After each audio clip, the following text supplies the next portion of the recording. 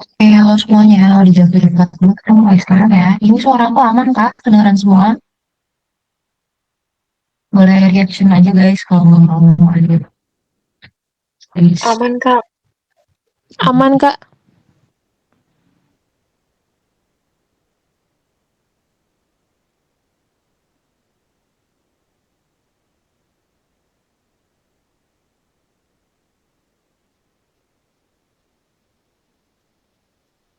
Ya,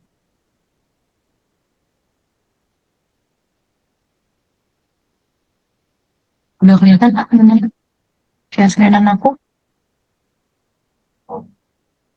Boleh onek atau reaction ya. Kalau di kelihatan juga kabarin aja ya. Hmm.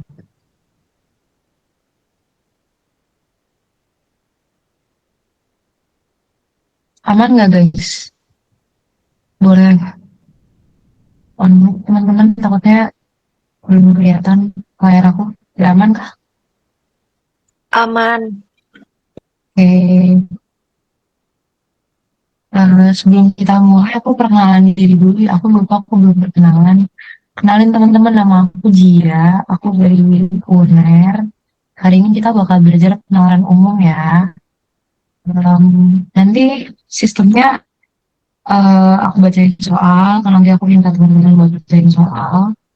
Uh, Terus habis itu aku kasih teman-teman waktu untuk jawab. Terus habis itu eh, kalian bisa jawab di chat ya.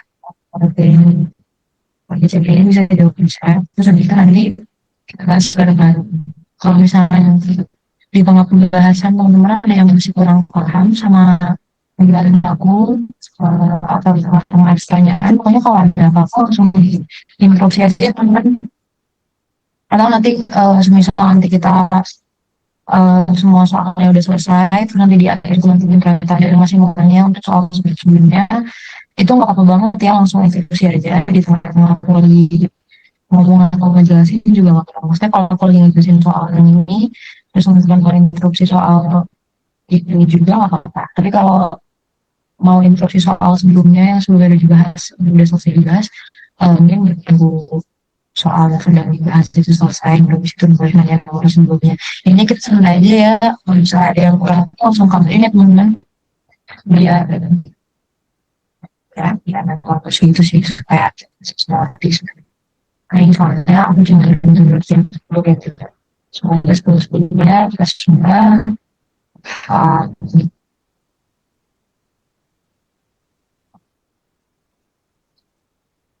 terus kalau tiba-tiba aku ada kendala, misalnya nanti audio kurang jelas atau gimana, boleh langsung interupsi juga ya teman-teman biar bisa langsung aku perbaiki. Jadi pokoknya kita santai aja ya, kalau bertanya nanya aja, kalau mau interupsi atau mau koreksi, semisal teman-teman nanti aku bikin kesalahan, boleh langsung dikoreksi aja. Terima kasih semuanya. Kita mulai ya dari satu dulu. Aku mulai ya. Nah, ini. Nomor satu, aku baca ya. Sekelompok anak sedang diculik dan mereka mengatur strategi untuk terbebas dari pencuri dengan menggunakan bahasa buatan mereka. Soalnya kan ini hal-hal kayak gini nih yang nggak seperti ini yang kayak gini namanya bahasa Panda. Kalau untuk di zaman aku dulu, selama aku persiapan, aku belajar bahasa Panda itu di um, dua surprise di Pelarang Umum dan di PPU. Terus habis itu ketika aku TBK, ada teman-teman aku yang dapetnya di soal bahasa Panda ini di PU, dan aku kalau aku sendiri dapetnya malah di PPU bahasa Panda. Keluar kayak 2 atau 3 nomor di waktu. Tapi ini materi di dua subtes, jadi ada di PU dan ada di PPU. Jadi hoki-hoki antara kalian bakal dapat materi ini di subtes yang mana waktu PBK. Kita mulai ya, berikut cuplikan bersangka mereka. Kalau ketika masalah tujuan merah itu artinya kalau harus sudah tidur. Berada si rekrea mau good project. Nah, itu artinya kita akan mulai beraksi. Jadi masa kita masalah merah itu artinya terima pastikan mereka tidur. Oh, sorry, sorry. Bentar ya.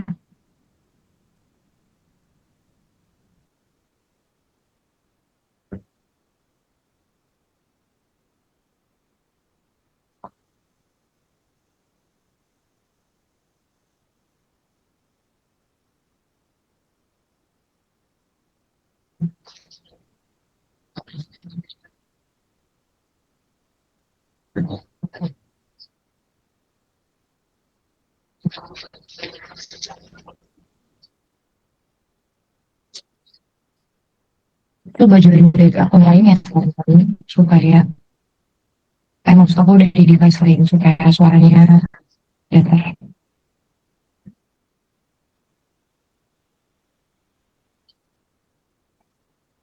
Kak Hayden boleh tolong yang satu lagi nggak untuk pertemuannya? Thank you. Halo teman-teman. Halo.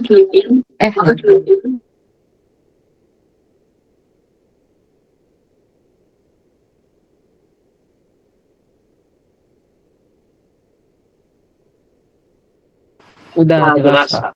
Lancar.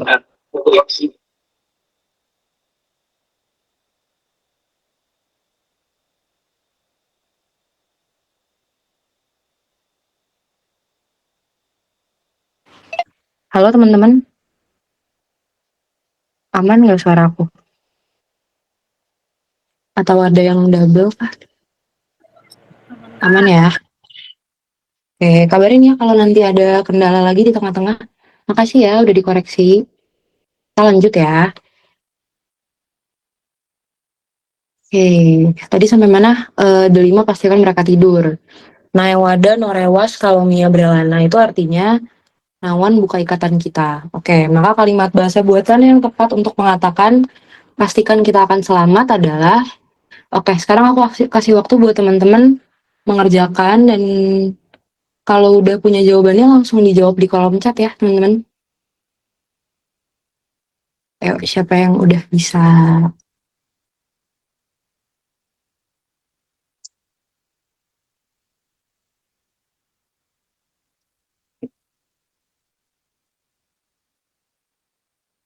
Oke. Nah, sudah ada beberapa yang bisa jawab. Keren-keren.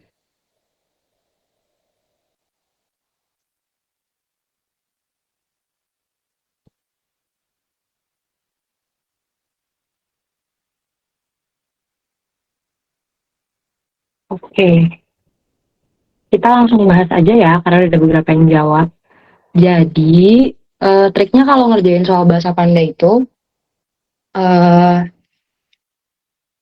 kita cari, pertama kita jangan lihat soalnya dulu. Jangan lihat yang ditanyakan, pastikan kita akan selamat ya. Nah, ini jangan dilihat dulu, karena bahasa Panda itu teman-teman ada pola yang harus kita pelajarin terlebih dahulu dari soalnya. Oke, contohnya, di 4 kata yang bahasa Indonesia ini, yang udah aku bold, kita harus cari kata yang sama. Nih, kalau mereka sudah tidur, kita akan mulai beraksi. Delima pastikan mereka tidur. Nawan buka ikatan kita. Di antara ini semua, kalian pastiin ada yang sama nggak? Ini kan ada nih, kita bisa menemukan ada yang sama. Which is ini, tidur. Terus yang sama aku ini ya, aku italic. Underline aja deh. Italic soalnya ininya. Oke, tidur. Tidur ada di situ, dan ada di sini. Nah, ada kita juga, tapi kita bahas yang tidur dulu. Nah, di sini kan 4 kata ya. Bahasa Pandanya 4 kata, bahasa Indonesianya 4 kata. Berarti kita bisa asumsi satu kata di bahasa Panda itu sama dengan satu kata di bahasa Indonesia. Berarti ini bahasa Pandanya lumayan ini ya, lumayan apa? Baik ya dia ngasihnya ya. Karena ada tuh yang kayak bahasa Pandanya satu kata itu ternyata mewakili 2 kata di bahasa Indonesia. Jadi kan kalau kayak gitu kan kita harus memecah perkataannya lagi. Nah, kalau ini kebetulan satu kata di bahasa Panda sama dengan satu kata di bahasa Indonesia. Di sini kita punya kata tidur. Nah, di sini tidur itu kata keberapa? Kan ini kalau mereka sudah tidur, kata keempat tidur. Delima pastikan mereka tidur, kata keempat juga. Nah, kita lihat di bahasa Pandanya. Bahasa Pandanya itu tidur itu kata keempat juga atau bukan? Kenapa kita harus cari yang sama? Karena kan kita kan nggak bisa bahasa Panda ya teman-teman. Jadi untuk nyari bahasa Panda itu kan berarti cari kata yang sama di bahasa Indonesia, terus translation ke bahasa Pandanya adalah kita cari apakah translationnya sama. Contohnya gini, tidur ada di sini dan ada di sini. Kita lihat di bahasa Pandanya sama apa enggak. Ini nameranya ada di sini kan. Nah, terus di sini juga ada namera. Berarti benar tidur itu bahasa Pandanya namera gitu. eh Oke, kalau mereka sudah tidur, tidurnya namera. Ini aku underline juga ya. Ini kalau aku lagi jelasin kayak gini terus tiba-tiba nggak paham, boleh langsung on mic atau chat ya teman-teman, diinterupsi aja nggak apa-apa kok. Takutnya kayak udah keburu kemana pembahasannya terus teman-teman juga lupa gitu tadi mau nginterupsi di bagian mana. Oke, ini aku underline tidur itu namera. Terus habis itu mana lagi nih kata-kata yang sama? Kata-kata yang sama ini kita akan mulai beraksi. Sama-sama ini Nawan buka ikatan kita, aku underline. Nah, terus kita lihat, ini kan Nawan buka ikatan kita kan kata keempat di bahasa Indonesia. Di bahasa Panda itu kata keempatnya apa? Brelana. Berarti kita lihat dulu nih, kita akan mulai beraksi itu kitanya kan kata pertama. Di bahasa Pandanya apa? Brelana juga nggak? Gitu. Nah, ternyata Brelana juga. Berarti kita dalam bahasa Indonesia itu bahasa Pandanya Brelana gitu. Nah, kenapa sih teman-teman aku minta kalian untuk cari kata yang sama untuk tahu translationnya ke bahasa Panda apa? Karena gini, bahasa Panda itu punya pola yang harus kita pelajari dulu. Jadi nggak semua bahasa Panda, misalnya besok-besok teman-teman dapat soal kayak gini juga. Bahasa Pandanya tuh tidak selalu polanya semudah ini. Jadi kalau misalnya kita nemu kayak gini nih, kata keempatnya namera. Namera artinya tidur. Karena kita nemu di sini namera juga artinya tidur. Ini kata pertamanya brelana. Brelana artinya kita. Kita tahu dari sini nih. Brelana di kata terakhir, kata terakhirnya kita. Itu tuh nggak selalu semudah itu. Bisa aja, misalnya nih, katakanlah kita itu bahasa Pandanya brelana ya. Bisa aja nanti ada soal yang ngasih di bahasa Indonesia si kitanya di sini nih di kata terakhir, sedangkan si brelananya ditaruh di depan. Jadi bahasanya dibalik gitu. Jadi kayak bahasa Pandanya itu 4-3-2-1, bahasa Indonesia 1-2-3-4 gitu, dibalik komposisinya. Paham nggak kira-kira? Nah, makanya kita harus cari dulu, kita harus pecahkan dulu polanya sama apa enggak. Kira-kira polanya tuh urut atau terbalik gitu. Nah, kalau ini kan kita udah pelajari nih polanya urut ya. Berarti kita udah, it's safe to assume kalau nawan itu naewada, buka itu norewaas, ikatan itu kalomia, itu udah aman untuk mengasumsikan itu. Oke, nah baru sekarang kita boleh cari ke soalnya mintanya apa gitu. Jadi kita biasain pecahin bahasa Pandanya dulu, baru setelah itu kita lihat soalnya apa gitu ya. Kalimat bahasa buatan yang paling tepat untuk mengatakan pastikan kita akan selamat adalah, nah untuk memecahkan ini kita cari di atas ada nggak kata-kata di sini di yang aku bold ini yang sama dengan kata-kata yang diminta soal. Pastikan kita akan selamat, kira-kira ada nggak di sini? Nah, ini kan ada nih. Ada kita, ada pastikan, ada akan, kan? Berarti kita tinggal cari pastikan di sini itu di soalnya pastikan itu bahasa Pandanya apa. Nah, ini kan berlima pastikan mereka tidur. Polanya kan tadi kan urut ya. Berarti di sini pastikan kata kedua di bahasa Pandanya makrikta. Berarti pastikan itu sama dengan makrikta. Kita cari nih kira-kira yang depannya makrikta apa. Nah, yang depannya makrikta cuma satu. Berarti langsung ketemu jawabannya gitu. Kalau teman-teman masih kurang puas, mumpung kita masih belajar, ini aku bold aja ya. Jawaban benernya aku bold ya. Tadi teman-teman soal yang di-share ada KJ-nya nggak? Karena ini tuh filing itu tab 2-nya aku taruh KJ. Semoga KJ-nya nggak keikut ya teman-teman. Kalau keikut jangan dilihat dulu ya. Kita bahas dulu soalnya. Kita pastiin lagi nih. Kalau misalnya teman-teman belum, oh nggak ada, oke aman berarti. Kalau misalnya teman-teman belum ini nih, belum puas, kayaknya masih pengen cari-cari lagi. Kita nih, kita kan ada di sini nih. Kita itu apa sih? Berelana, ya kan? Nah, tes di D ini kata keduanya berelana bukan? Benar. Terus di sini ada akan. Akan tuh ada nggak di soal? Akan, oh ada. Akan itu bahasa Pandanya apa? Si rekrea. Bener nggak di sini? Si rekrea bener. Nah, selamat kan nggak ada di soal kan? Nih, di 4 bahasa Indonesia yang udah aku bold ini kan nggak ada kata selamat sama sekali. Gimana taunya? Sebenarnya kan kalau untuk cari jawabannya kita udah tahu dari 3 kata sebelumnya. Tapi aku ada trik juga yang bisa teman-teman pakai buat cross check. Jawabannya bener apa salah. Di sini kan selamat tidak ada di soal.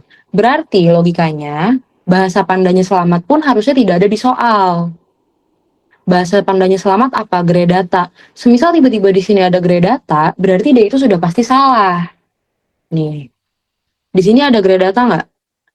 Nggak ada ya, nggak ada gredata ya. Nah, berarti aman. Paham nggak logikanya di situ? Karena kan selamat kan nggak ada nih di sini. Kalau bahasa Indonesianya nggak ada, kan harusnya si bahasa pananya juga nggak ada gitu. Karena kan ini kan translate kan gitu. Jadi kalau misalnya tiba-tiba di soal ada gradata, padahal nggak ada selamat, itu udah pasti salah gitu. Jawabannya harus diganti gitu ya. Paham ya teman-teman? Kalau nggak paham langsung interupsi ya. Oke, karena udah banyak yang reaction jempol, kita move on ke soal nomor 2. Nah, soal nomor 2 ini isian. Kira-kira teman-teman udah ada yang tahu jawabannya? Aku kasih waktu untuk teman-teman kerjain soalnya ya. Kita baca dulu deh. Komposisi warna putih dan biru untuk cat tembok sebuah rumah adalah 3:5. Jika 4 liter cat dapat mewarnai tembok seluas 72 meter persegi, volume cat biru yang dibutuhkan untuk mewarnai tembok seluas 288 meter persegi itu berapa liter? Aku kasih teman-teman waktu untuk jawab dulu ya. Boleh langsung di enter di chat kalau udah mau jawabannya.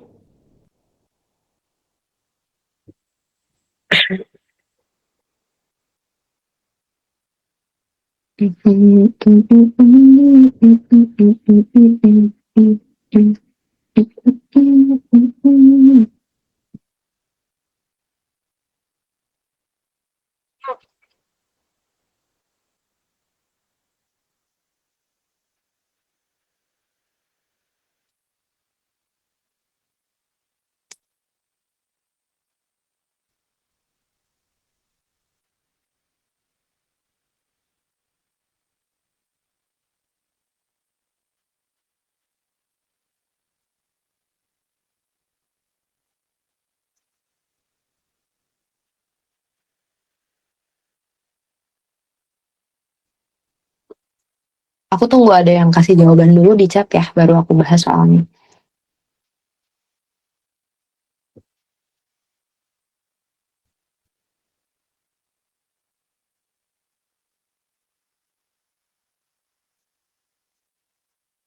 Ih, seru banget jawabannya pada beda-beda.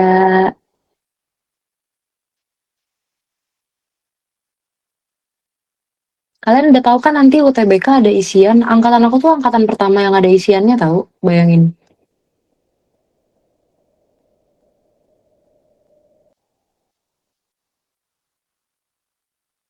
Ini contoh-contoh isiannya kayak gini. Isian itu pasti angka ya, teman-teman.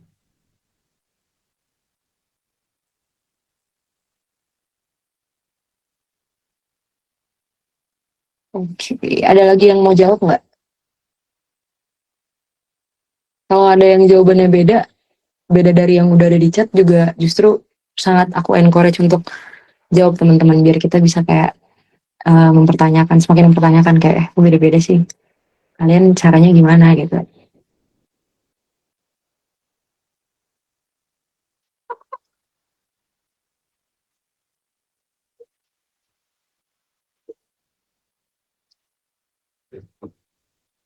Apakah ada yang masih mau jawab?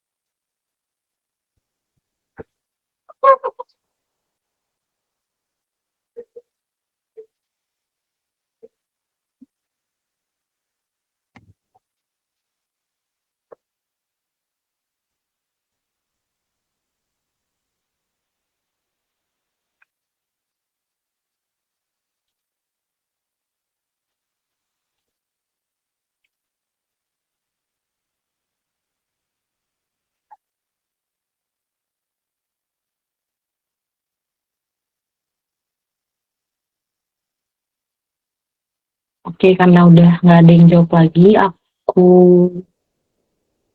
ini ya, aku bahas ya. Nomor 2.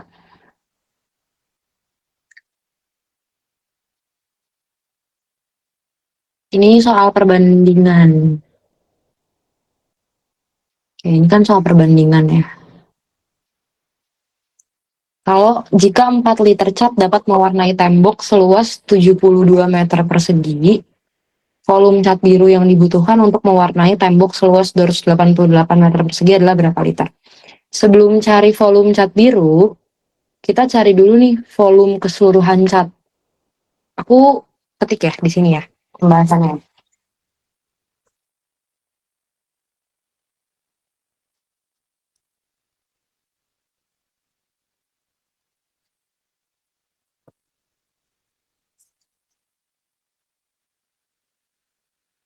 Oke. Volume keseluruhan cat untuk tembok seluas 288 meter persegi. Volume keseluruhan cat. Ini nih. Ketika melihat soal ini, apakah kalian notice di sini angkanya itu enak, angkanya itu mirip-mirip, dan angka-angka yang ada di sini tuh bisa kalian gunakan untuk apa ya? Karena angka-angkanya familiar gitu, jadi ngerjainnya tuh jadi lebih apa ya, lebih cepat gitu karena kita oke gini. 4 liter itu digunakan untuk 72. Berarti berapa yang digunakan untuk 288? Kita ngerjain ini bisa pakai perbandingan. Misalnya gini, 4 liter cat banding 72 itu kan sama dengan X banding 288, ya kan? Kenapa? Karena memang jadi karena gini, kalau teman-teman sadar untuk memecahkan ini itu sebenarnya mudah. Kenapa? Karena si 288 ini bisa dibagi dengan 72. 288 dibagi 72 berapa? 28 bagi 7, 8 bagi 2, 4 ya. Oke. Berarti kan kalau si 72 menuju 288 itu dikali 4, since ini perbandingan, berarti 4 menuju X juga harus dikali 4. Paham ya? Berarti gimana? X sama dengan 4 dikali 4. Gitu. 4 dikali 4. Nah, 4 kali 4 itu kan sama dengan 16. Ya kan?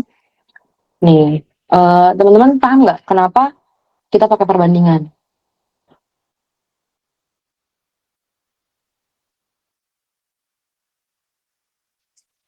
Misal ada yang nggak akan kabarin ya. Oke, dilanjut ya.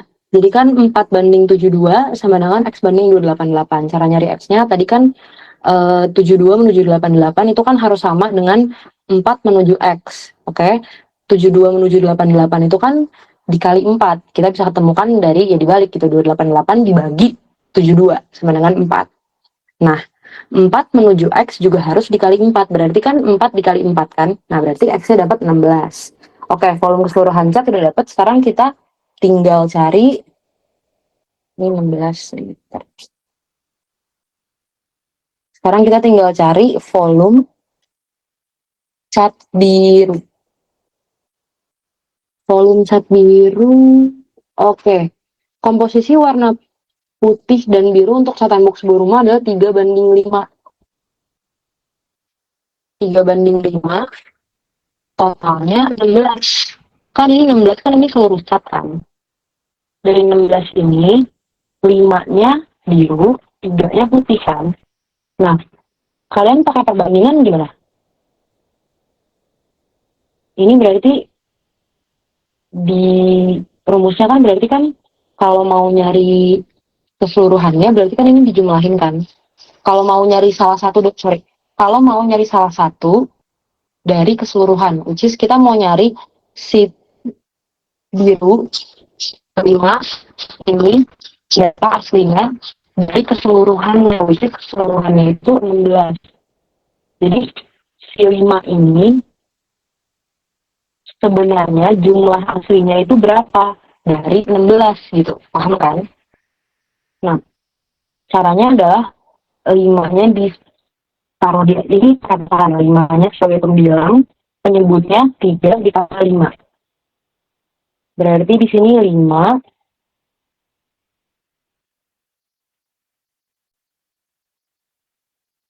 Halo, apakah masih nge-lag? Halo, apakah masih nge-lag? Masih nge-lag nggak teman-teman? Udah aman? Oke, terima kasih. Oke, tadi sampai mana? Oke, volume cat biru. Pembilangnya itu adalah si rasio cat birunya, which is 5.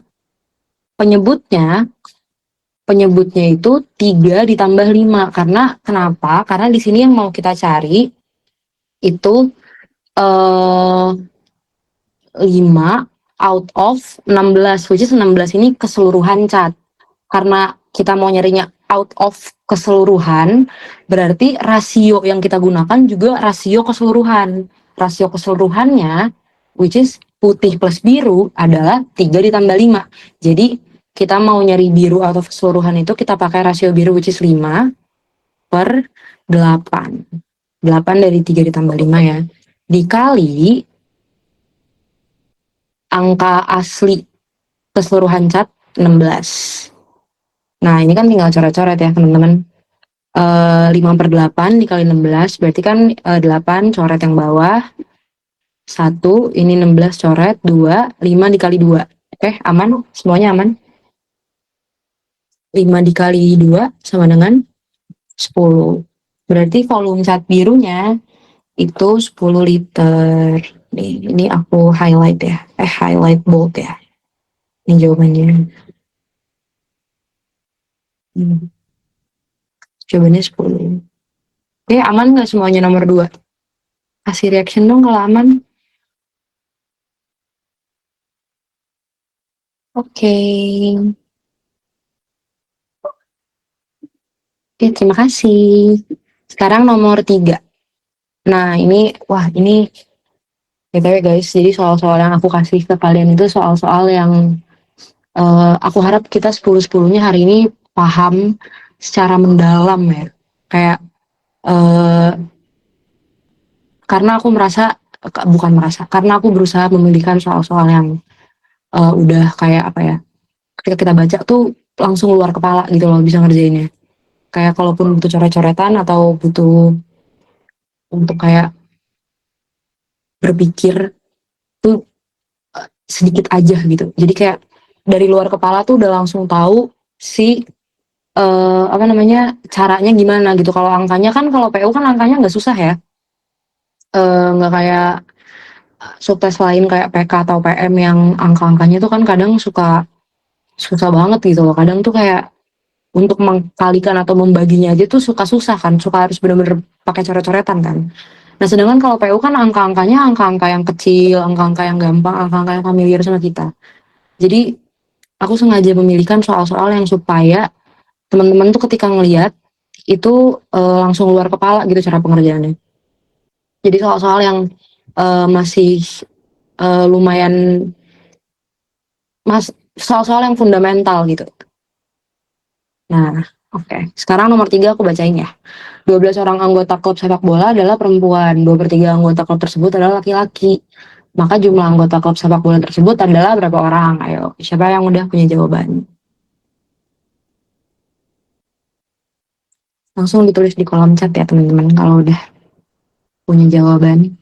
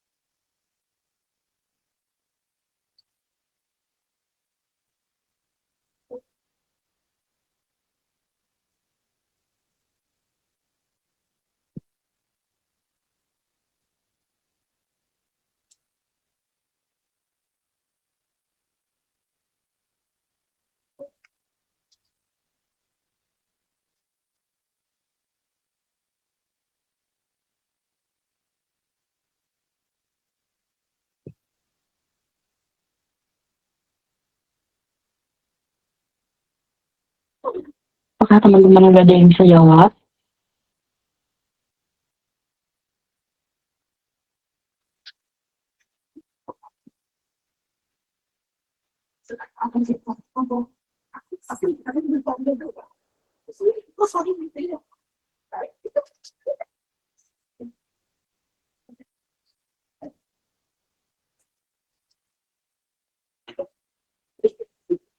Oke, kita udah dapat satu jawaban. Nice. Oke, kita bahas ya.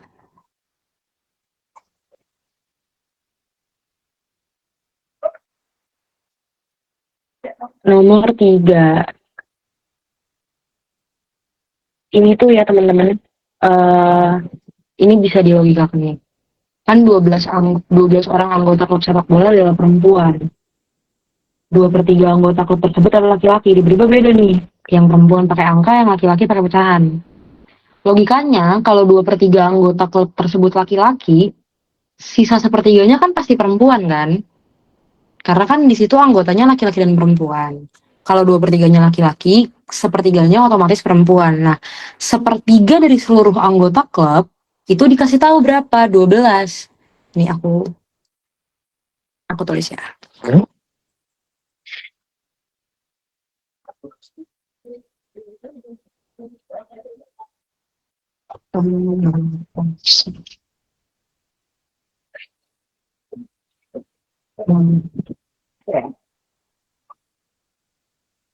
Laki-laki sama dengan 2/3. Baik.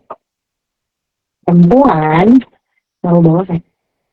Perempuan itu kan otomatis 1/3. Nah, di sini 1/3-nya ini dikasih tahu nih berapa? Berapa 1/3-nya? 12 kan? Nah, kalau 1/3-nya 12, berarti untuk tahu laki-lakinya ada berapa? Dan baru bisa nanti dijumlahin supaya untuk nemuin jumlah anggota klub sepak bola tersebut adalah berapa? Kan berarti tinggal dikalikan. Atau gini, biar lebih cepat. Kalau mau langsung nyari jumlah keseluruhan berapa, itu kan keseluruhan itu kan berarti berapa? Keseluruhan itu kan berarti 3/3 kan? Ini aku nggak ngerti. Keseluruhan itu kan berarti 3/3. Perempuan 1/3. Untuk dapat 3/3 berarti caranya 1/3 tambah 1/3 tambah 1/3. Berarti 12 tambah 12 tambah 12. Atau lebih sederhananya lagi, 12 dikali 3. 12 dikali 3 itu berapa? Jumlah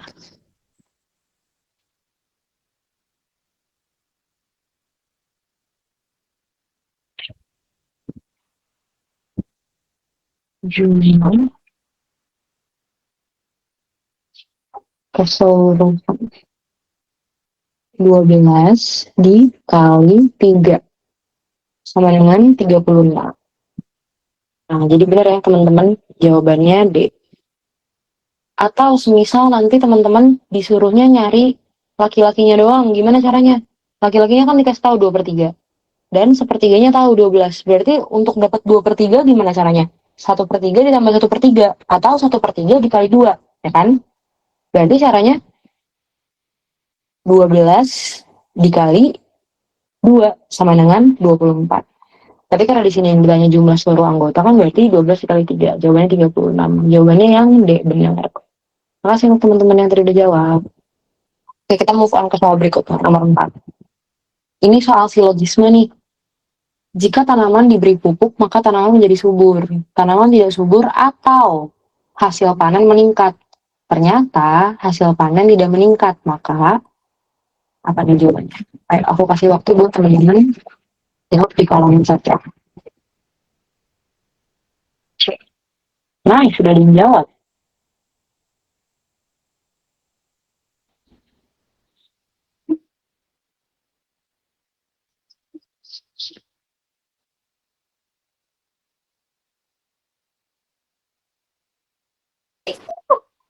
Oke, karena udah ada yang jawab, kita langsung bahas. Tapi ada yang jawabannya beda nggak? Soalnya soal ini lumayan nih, kayak bisa aja jawabannya berbeda. Maksudnya possible untuk teman-teman kalau possible untuk teman-teman punya jawaban yang beda-beda gitu. Ada nggak yang kira-kira jawabannya bukan C?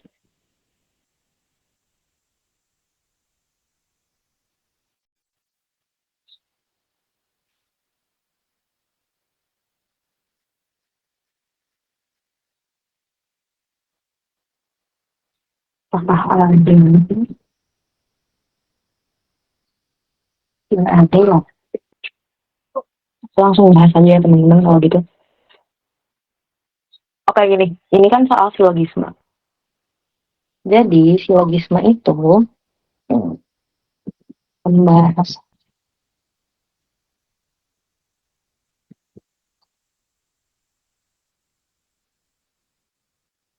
ini pakai rumus ya.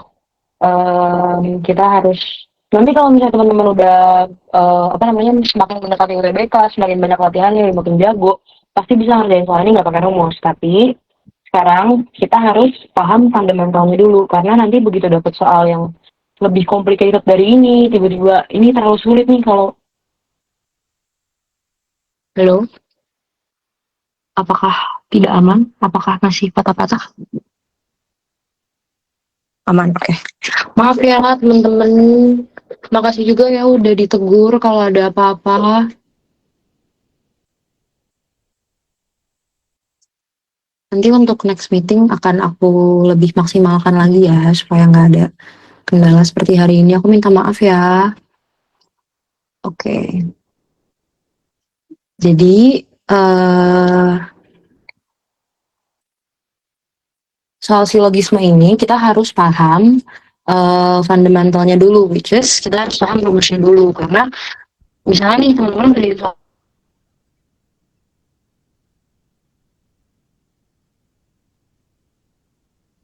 kayak gini, aduh ini mah gampang, coba bisa lagi. Tiba-tiba, aduh ini luar kepala nggak bisa nih. Nah, kita harus kembali rumus, ya kan? Which is, makanya kenapa penting untuk kita hafal rumusnya dulu. Baru nanti di depan-depan kalau misalnya rumus soal yang gampang, ya udah kan nggak usah pakai rumus, nggak apa-apa. Yang penting ketemu jawabannya, ya nggak apa-apa. Tapi nanti begitu dapat soal yang susah, supaya kita tetap bisa ngerjainnya nih. Nggak tiba-tiba mengikut tengah jalan. Nah, oke. Aku mau mentranslate soal yang dikasih, soal yang di sini ke rumusnya dulu. Jadi gini, premisnya.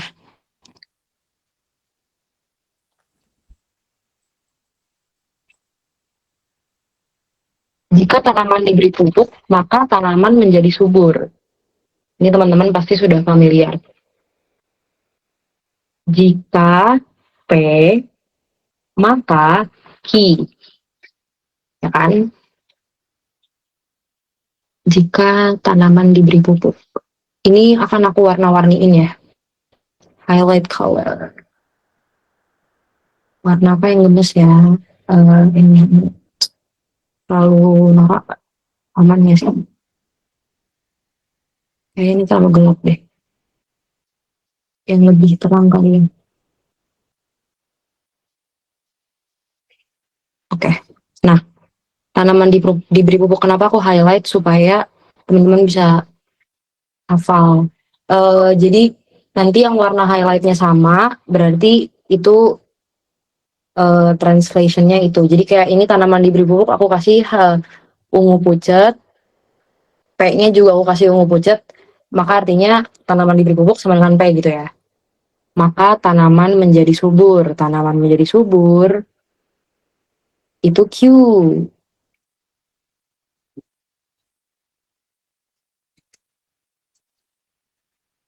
Q-nya kita kasih ini kuning.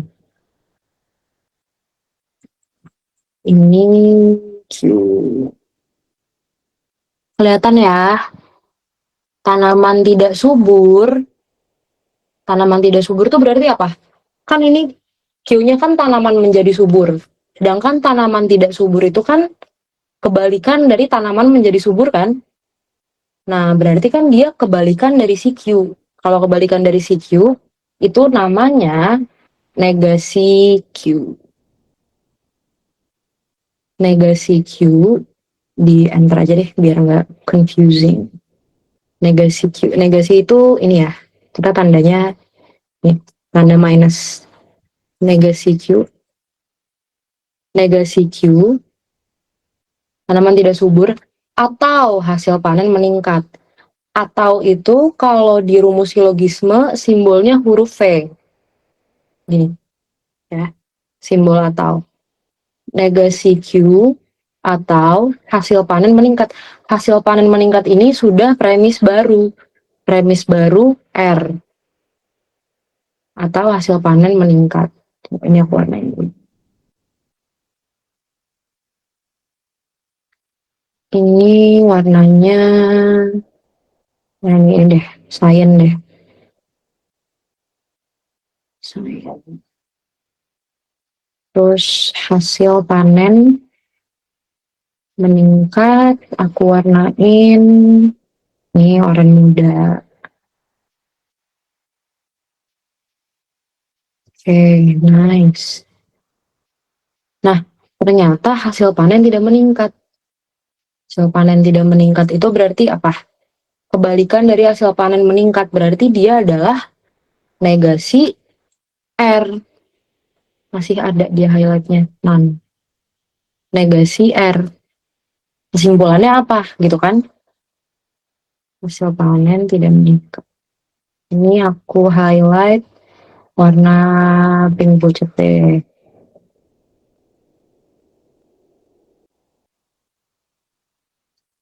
Oke, sebenarnya itu yang warna itu lah sama lah ya. Maka, kita ngerjainnya dari belakang. Kalau ada soal kayak gini ngerjain dari belakang. Hasil panen tidak meningkat nih. Kalau hasil panen tidak meningkat, coba kita trace back ke pernyataan sebelumnya. Tanaman tidak subur atau hasil panen meningkat. Berarti salah satu di antara tanaman tidak subur dan hasil panen meningkat, salah satu pasti ada yang benar. Ini nggak mungkin dua-duanya salah. Kalau dua-duanya salah tidak dapat disimpulkan. Tapi di sini kan nggak ada opsi tidak dapat disimpulkan kan. Nah, hasil panennya nggak meningkat nih. Berarti ini tidak terjadi kan, tanaman tidak subur atau hasil panen meningkat. Salah satu ada yang tidak terjadi, hasil panennya tidak meningkat. Berarti yang terjadi yang satunya lagi. Karena kan di sini atau berarti yang terjadi cuma salah satu. Semisal di sini hasil panen meningkat, berarti yang terjadi itu, gitu. Nah, hasil panennya nggak meningkat, berarti yang terjadi adalah tanaman tidak subur nih. Tanaman tidak subur. Tanaman tidak subur tuh berarti kita trace back lagi nih ke pernyataan yang sebelumnya. Jika tanaman diberi pupuk, maka tanaman menjadi subur. Tapi yang terjadi malah apa? Tanaman tidak subur. Kalau tanaman tidak subur berarti negasi Ki. Ini, rumus ini, itu ada persamaannya gitu. Jika P maka Ki. Persamaan dari jika P maka Ki apa? Jika negasi Ki, maka negasi P. Ya, jangan terbalik. Karena dulu waktu aku awal belajar silogisme, aku pikir kalau jika P maka Q ya berarti jika negasi P maka negasi Q. Enggak ya. Kalau dinegasikan itu dibalik. Jadi jika P maka Q, jika negasi Q maka negasi P. Gitu, jangan terbalik. Begitu dinegasikan, mereka switch posisi. Jadi jika negasi Q maka negasi P. Nah, oke, kita balik lagi ke pernyataan yang kedua dulu nih. Tanaman tidak subur atau hasil panen meningkat. Tadi yang terjadi apa? Tanaman tidak subur nih. Tanaman tidak subur itu berarti apa sih? Berarti kan negasi Ki nih. Kita kan udah punya di sini, berarti negasi Ki kan. Jika negasi Ki terjadi, maka apa? Sesuai rumus, maka negasi P. Nah, P-nya apa sih? P-nya tanaman diberi pupuk. Kalau negasi P berarti apa? Tanaman tidak diberi pupuk. Gitu. Makanya dari situ kita bisa dapat jawaban C. Gimana teman-teman? Terlalu complicated nggak? Kira-kira aku neranginnya. Apakah teman-teman ada yang belum paham?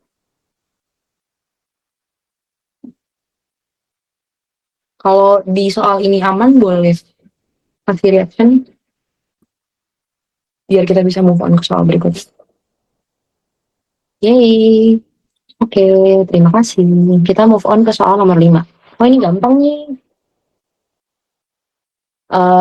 Kita harus cari hubungan di antara sepeda dan kayu. Biasanya hubungannya itu sebenarnya beda-beda sih.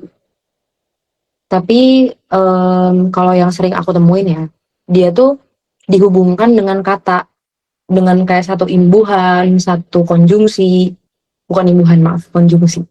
Kayak dihubungkan dengan satu konjungsi gitu. Kira-kira teman-teman ada yang udah bisa jawab? Sepeda dan kayu itu punya hubungan yang sama dengan yang mana nih? Apakah terminal dengan bis? Apakah punya hubungan yang sama dengan motor dan balapan? Apakah punya hubungan yang sama dengan perahu dan dayung? Apakah punya hubungan yang sama dengan wow, udah pada jawab. Astaga, tadi ada yang masih bingung nih negasinya ya ternyata. Maaf ya, aku tadi belum bahas kamu. Berarti abis soal ini kita kembali lagi ke soal nomor 4 ya. Oke, karena teman-teman mayoritas sudah jawab C.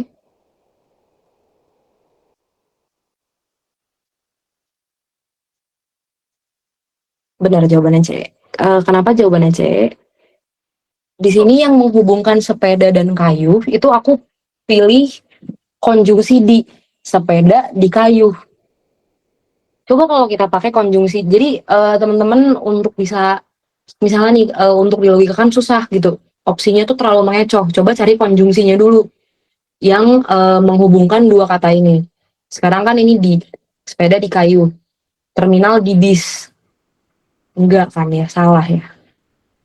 Motor di balapan, enggak masuk akal gitu. Kail di nelayan, nggak masuk akal karena di-nya di sini di yang digabung gitu, di yang untuk mendahulukan kata kerja, bukan di yang menentukan lokasi. Jadi kayak di nelayan nggak masuk akal. Pasir di semen juga nggak masuk akal gitu. Berarti benar perahu di dayung. Atau kalau misalnya teman-teman kayaknya terlalu confusing deh kalau pakai konjungsi-konjungsi gitu ya. Bisa disambung-sambungin dengan kayak, oh cara mainin sepeda kan dengan di kayu gitu. Sama aja kan di juga. Kayu itu misalnya kata kerja yang atau kayak aktivitas yang digunakan ketika main sepeda, aktivitas yang dilakukan ketika main sepeda gitu. Nah, ada nggak yang persamaannya nih? Dayung itu aktivitas yang dilakukan ketika mengoperasikan perahu. Kayu aktivitas yang dilakukan ketika mengoperasikan sepeda. Nah, bis kan bukan aktivitas yang dilakukan untuk mengoperasikan terminal. Balapan bukan aktivitas yang dilakukan untuk mengoperasikan motor gitu ya. Paham kan sampai sini? Jadi gitu. Kita yang paling penting kalau ngerjain soal kayak gini, kita harus cari hubungan antara si sepeda dan kayu. Hubungan di soalnya. Baru kalau misalnya begitu teman-teman skim jawaban dari A sampai E masih belum ada yang make sense, di breakdown satu-satu. Kira-kira terminal dan bis punya hubungan apa sih? Kira-kira motor dan balapan punya hubungan apa sih? Nah, baru yang paling masuk akal di sini perahu dan dayung nih yang paling make sense, yang paling nyambung sama soal. Berarti jawabannya itu gitu. Oke, tadi karena masih ada yang bingung, kita kembali lagi ke nomor 4. Bingung di negasinya. Kalau misalnya kamu mau specify kira-kira bingungnya di bagian mana, boleh langsung di kolom chat ya. Sambil aku jelasin di bagian negasi. Jadi gini,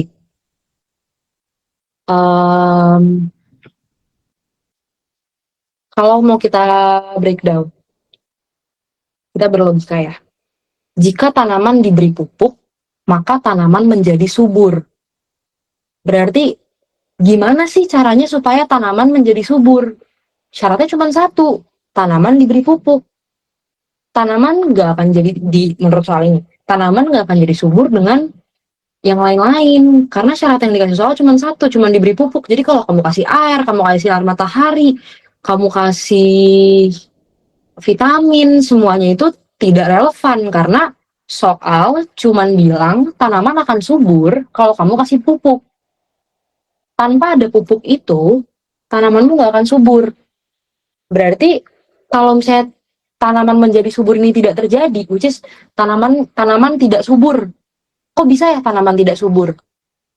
Karena syaratnya nggak dilakukan. Syaratnya apa sih? Syaratnya diberi pupuk. Gini, sebelum kita masuk ke rumus peki-peki ini ya, logika dari kalimatnya dulu. Soalnya kalau misalnya dari kalimatnya udah ngerti, nanti begitu ditranslate ke peki-pekinya lebih gampang gitu. Nih, syarat tanaman menjadi subur, tanaman diberi pupuk. Kenapa teman-teman, nah ini yang paling penting, ini yang penting juga. Kenapa teman-teman jangan sampai ketukar nih? Ini kan jika negasi Q, maka negasi P. Teman-teman jangan sampai ketukar dengan ini nih. Jika, jangan aku tulisin deh. Di mana ya? Apa masukin text box ya?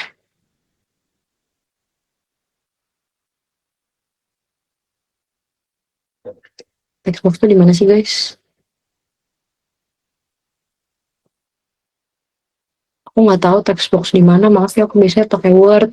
Oke, nggak usah di text box deh, di sini aja ya. Nanti aku hapus lagi.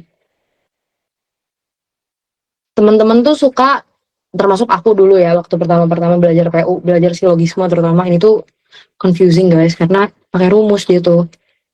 Teman-teman tuh suka terkecoh, kenapa nggak jika negasi P, maka negasi Q, gitu.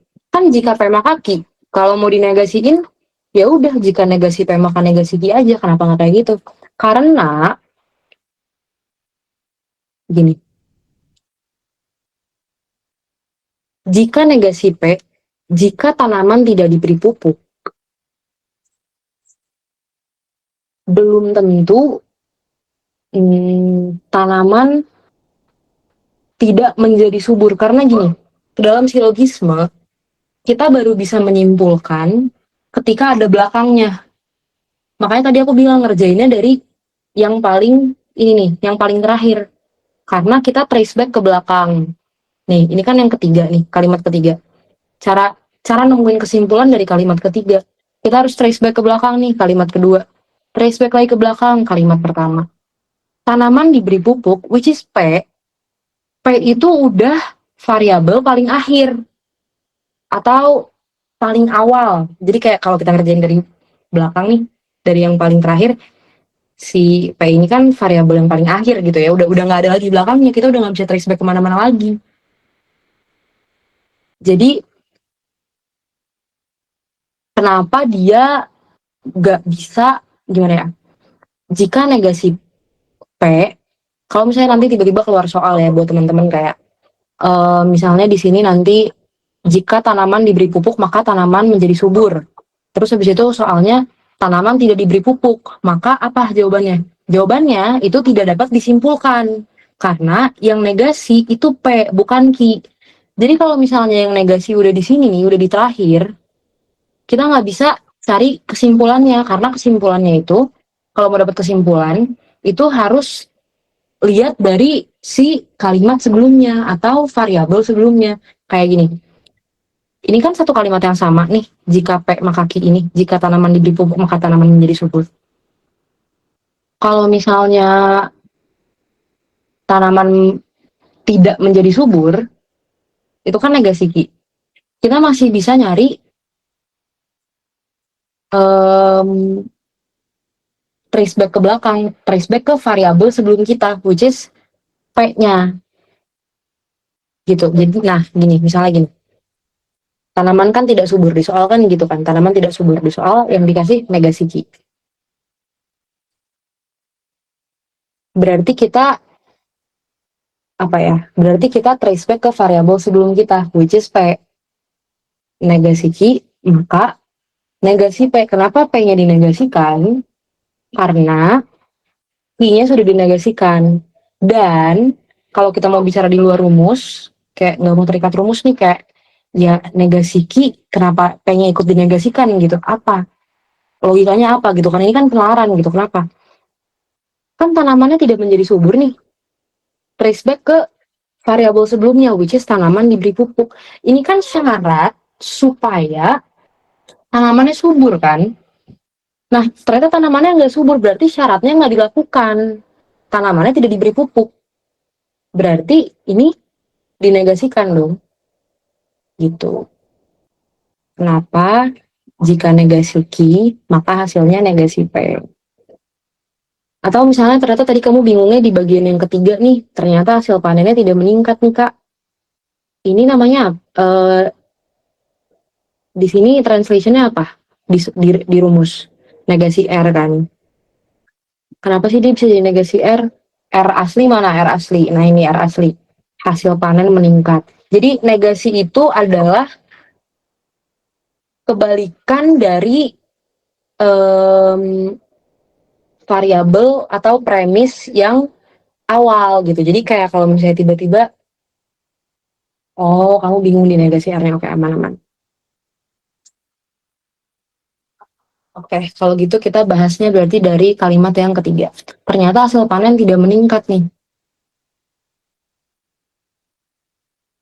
Hasil panen tidak meningkat, itu kenapa kita bilang negasi R. Jadi negasi itu bisa, negasi itu sebenarnya apa? Kayak yang tadi aku jelasin. Negasi itu adalah kebalikan ketika suatu variabel dinyatakan, misalnya R tadi apa sih? Hasil panen meningkat. Negasi dari hasil panen meningkat itu apa? Negasi itu kebalikannya guys. Jadi kebalikan dari hasil panen meningkat itu apa? Hasil panen tidak meningkat, ya kan? Kebalikan dari hasil panen meningkat itu adalah hasil panen tidak meningkat. Nah karena soalnya itu adalah ternyata hasil panen tidak meningkat nih. Ini kenapa bukan variabel baru? Kenapa ini termasuk negasi R? Karena sebelumnya hasil panen tidak meningkat, lalu dia menambah satu kata tidak, yang berarti menjadikan dia kebalikan dari hasil panen meningkat, which is hasil panen meningkat ini adalah R. Makanya si kalimat yang ketiga ini jadinya hasil panen tidak meningkat, jadinya negasi R. Karena dia itu kebalikan dari si R. Kan kita dapat ya, R kan yang ini nih, yang oranye. Nah, yang pink ini pink pucat ya teman-teman. Aku pilih yang pucat supaya dia nggak terlalu neon banget gitu, nggak terlalu sakit lihatnya. Hasil panen tidak meningkat, ini adalah kebalikan dari si hasil panen meningkat. Hasil panen meningkat ini apa? R. Ini tadi yang pink ini apa? Kebalikannya R, berarti apa? Negasi R. Gitu. Jadi negasi itu kebalikan.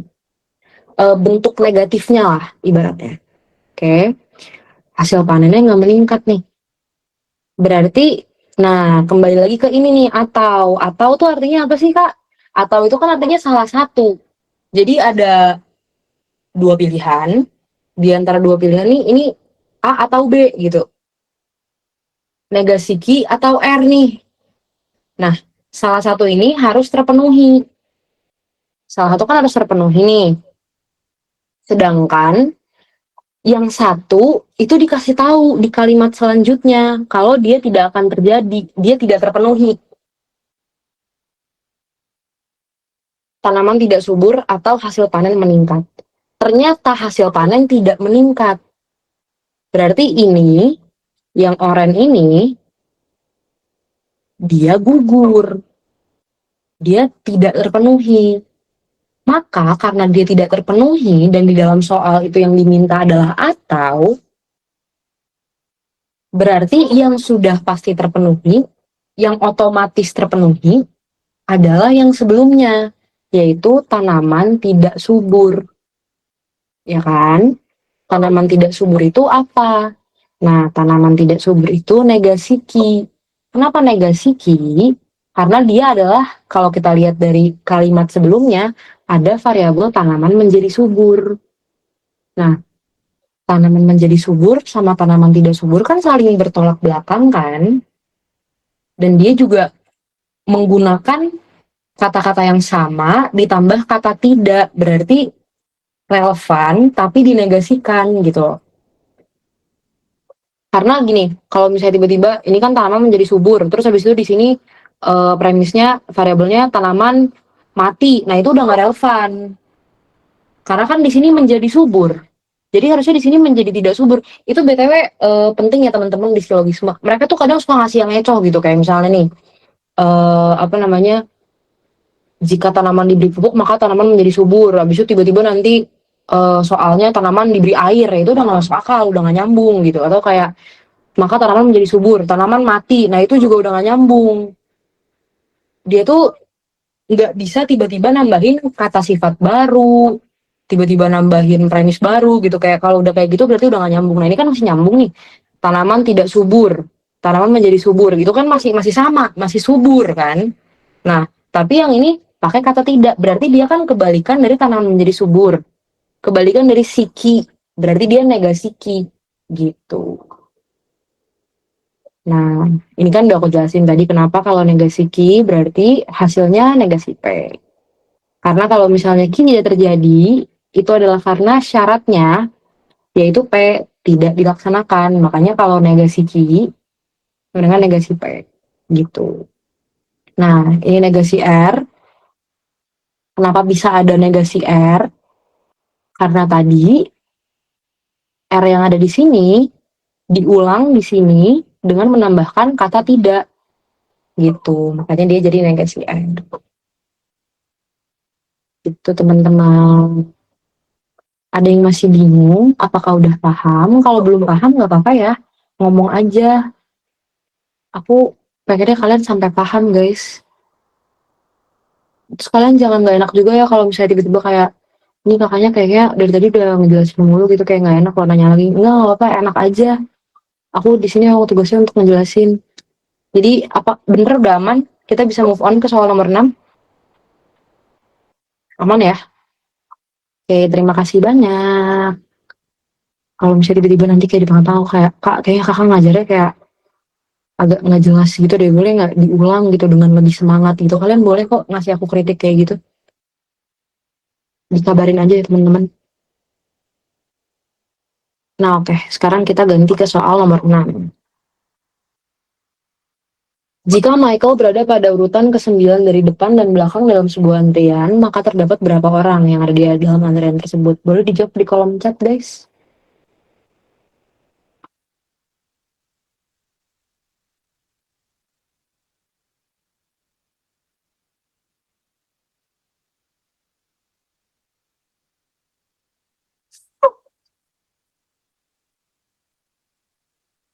Oke, ada yang jawab A, ada yang punya jawaban lain.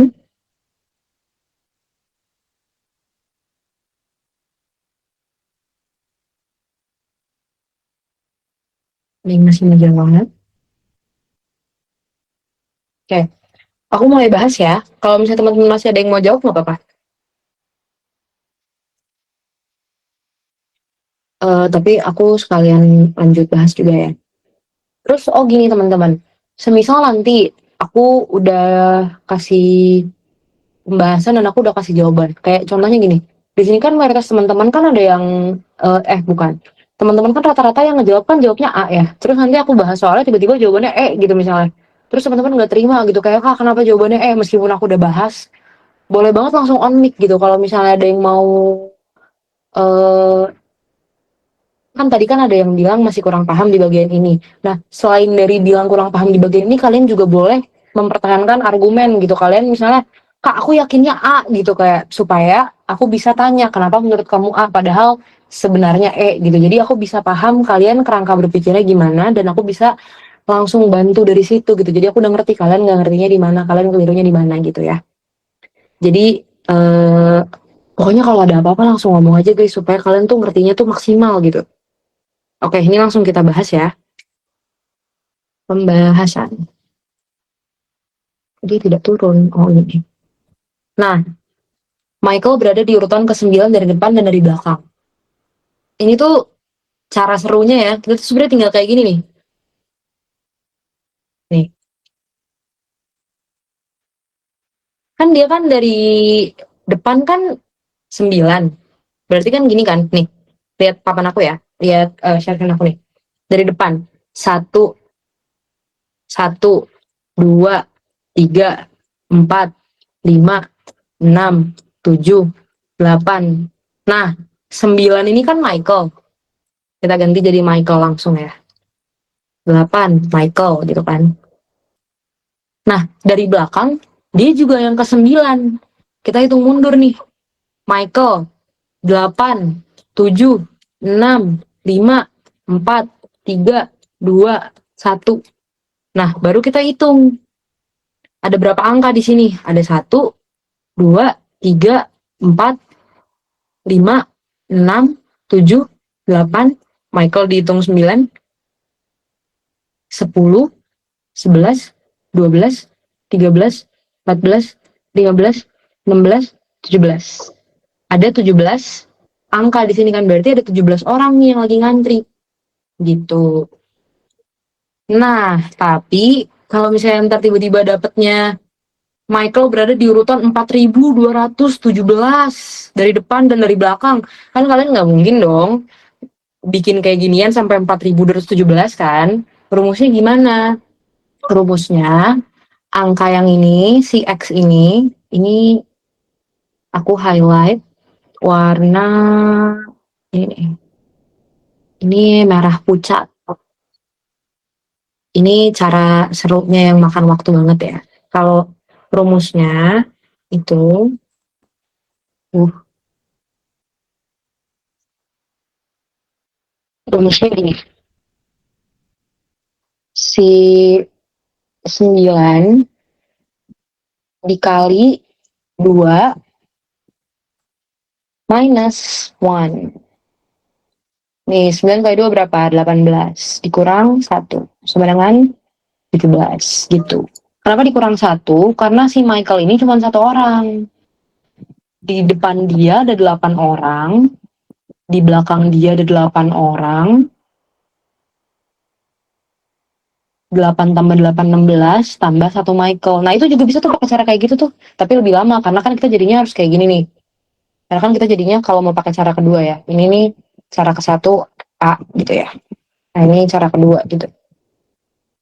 Ini sebenarnya bisa kayak gini, tapi menurut aku ini lebih lama sih teman-teman, karena kayak harus kayak gini dulu. Nih, 9 dikurang 1. Kenapa 9 dikurang 1? Karena Michael orang ke-9. Sedangkan yang mau kita hitung adalah di depannya dia sama di belakangnya dia. Berarti dianya harus di-exclude. Nah, berarti caranya 9 dikurang 1, which is antrian Michael dihilangkan. Si Michaelnya kita remove from the equation gitu. Makanya 9 dikurang 1 dikali 2 dalam kurung lagi. Baru ujungnya kita tambah 1. lebih apa sih kalau lebih gampang, lebih panjang kan nih. 9 kurang 1 berapa? 8. 8 kali 2 16. Kita per ini deh, hitungnya meskipun ini basic, nah tapi kan kadang suka ada yang kayak kekecoh gitu kan ya. 8 kali 2 tambah 1, ini berapa? Jadinya kan 16 tambah 1, 17. Lebih lama gitu, tapi kalau misalnya ini ternyata lebih klik di kalian ya boleh. Kalau kalian mau masuknya di sini. Ini aku kasih tahu cara, ini tuh sebenarnya bukan cara satu dan dua ya. Sebenarnya cara satunya tuh ini ya. Tapi cara ini tuh ya karena dapatnya 9 aja dikit. Kayak kalau yang tadi aku bilang gimana, tiba-tiba angkanya 2 miliar gitu kan susah ya. Kalian harus bikin kayak ginian sampai 2 miliar. 2 miliar kali 2 lagi, karena kan ini kan dari depan sampai dari belakang.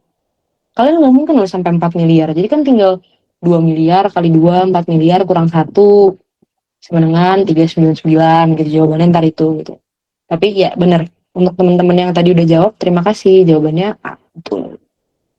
Cukup jelas ya. Kalau misalnya tidak jelas, boleh di chat di kolom komentar. Kita move on ke nomor 7. Jumlah pengunjung kebun binatang A selama 5 hari berturut-turut adalah 40, 43, 42, 45, dan 44 orang.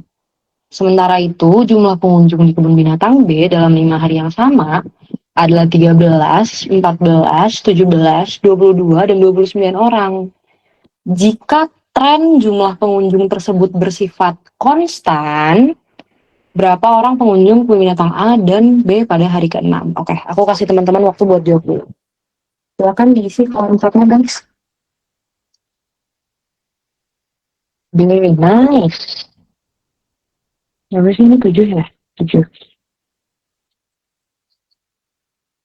Ada lagi yang mau jawab?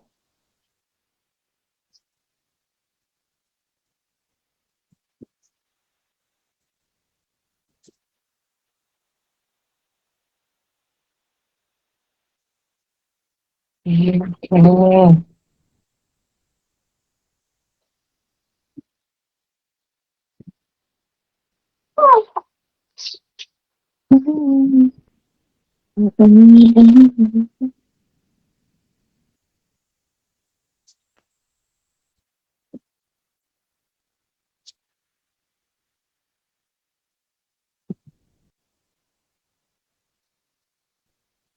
Apakah masih ada yang mau jawab?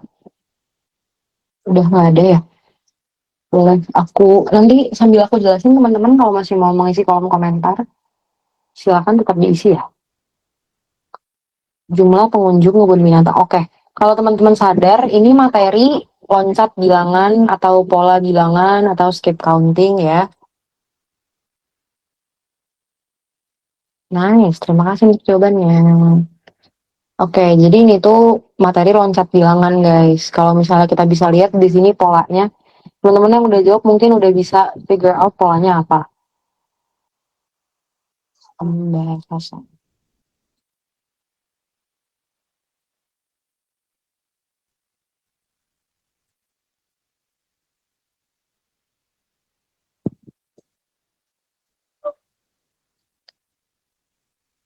Kebun binatang A.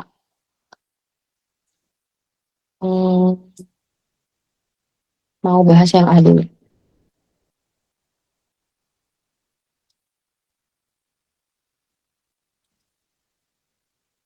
Kebun binatang A kan di sini 40, 40, 43, 42, 45, dan 44 ya. Oke. Coba di sini untuk teman-teman yang udah jawab, kira-kira atau yang masih mengerjakan gitu, teman-teman semua. Ketemu nggak di sini pola bilangannya apa? Nih kita cari satu-satu nih. 40 ke 43 itu kan plus 3. Terus 43 ke 42 min 1, ya kan? Nah, terus 42 ke 45 ini berapa? Plus 3 lagi. Oke. 45 ke 44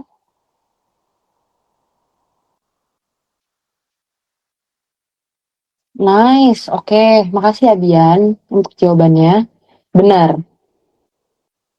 42 ke 45 plus 3. 45 ke 44 min 1 lagi. Berarti di sini pola bilangannya plus 3 min 1 plus 3 min 1, right? Oke. Berarti untuk setelah untuk setelah si 4 bilangan ini, kan yang ditanyakan berarti kan ini kan, sorry, maksudnya setelah 5 bilangan ini, yang ditanyakan berarti bilangan ke-6 kan? Bilangan ke-6 ini berarti dapetnya dari mana? Karena ini plus 3 min 1 plus 3 min 1, which is berarti dia akan mengulang terus plus 3 min 1 plus 3 min 1 gitu kan. Nah, setelah min 1 kan berarti dia plus 3 lagi nih. Plus 3 lagi. Berarti si 44 ini nanti kamu plus 3 gitu. Ini aku italik ya, biar teman-teman.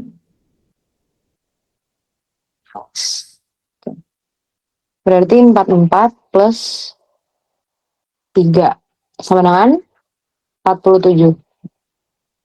Oke, berarti jawabannya kalau nggak A, B, C, D, E udah pasti nggak mungkin. Karena kan kita dapat nih depannya 47. Oke, sekarang kita bahas ke kebun binatang B.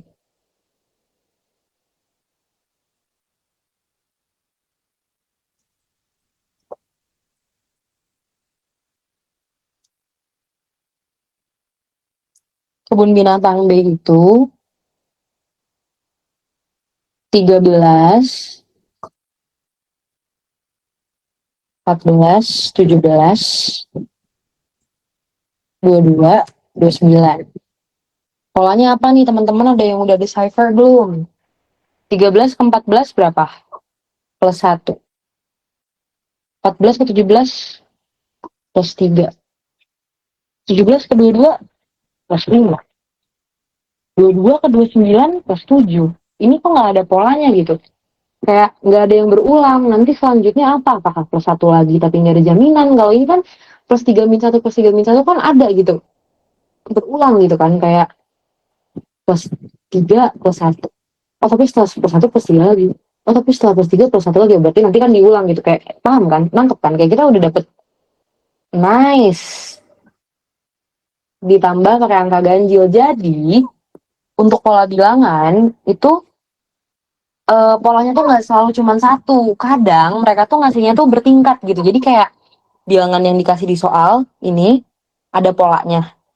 Polanya, which is ini kan, polanya kan yang ini kan. Nah, si pola ini itu punya pola lagi. Apa polanya? Pakai angka ganjil bisa. Angka ganjil atau plus 2. Ini kan plus 2 kan.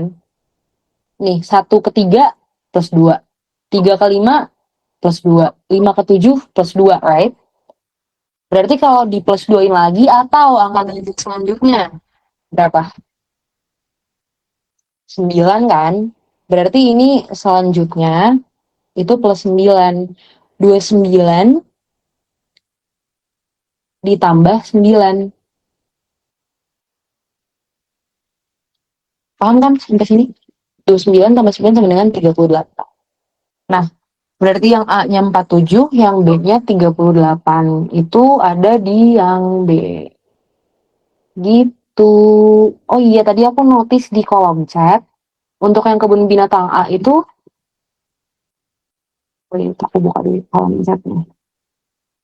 Nah, di yang A itu, Abian menemukan pola lain. Selain yang aku temukan. Oke. Gimana? Bentar aku buka kolom chatnya. Oh, jadi tadi kalau polanya Abian itu 40 loncat 2 ke 42 loncat 2 ke 44. Jadi dia tuh polanya tuh ngeskip satu angka gitu. Si angka yang selanjutnya tuh nggak diwarok langsung ke dua angka selanjutnya. Itu bisa juga guys, bener. Karena ini kan jawabannya 47 ya. Kalau misalnya kita tes pakai caranya Abian tadi 43 loncat 2 nih skip satu angka ke 45 plus 2 skip satu angka 44-nya. Selanjutnya di plus 2-in dapetnya 47. Itu bener juga. Jadi pokoknya teman-teman pola apapun yang kalian dapat selama itu make sense, itu nggak apa-apa karena kan si kebun binatang B juga ternyata ada dua, bisa angka ganjil, bisa plus dua gitu. Jadi pokoknya apapun yang kalian decipher saat itu, selama polanya nggak ngarang gitu ya, selama polanya bener-bener pattern yang betulan pattern itu boleh berarti betul kayak gitu. Nah, keren deh kalian udah bisa yang ini hebat. Kita move on ke soal nomor 8 ya. Oke. Jika berbelanja di toko X lebih dari 1 juta, maka mendapatkan potongan harga 10%. Shula berbelanja di toko Y dan tidak mendapatkan diskon 10%. Maka kesimpulannya apa coba? Ini silogisme juga. Ayo, aku kasih waktu buat teman-teman jawab.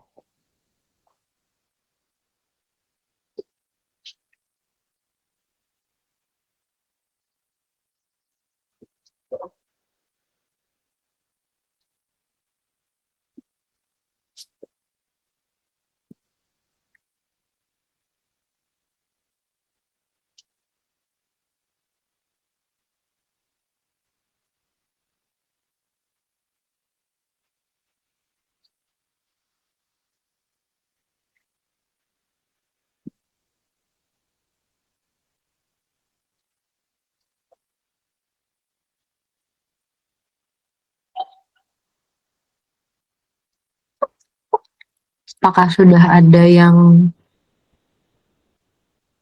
menemukan jawaban?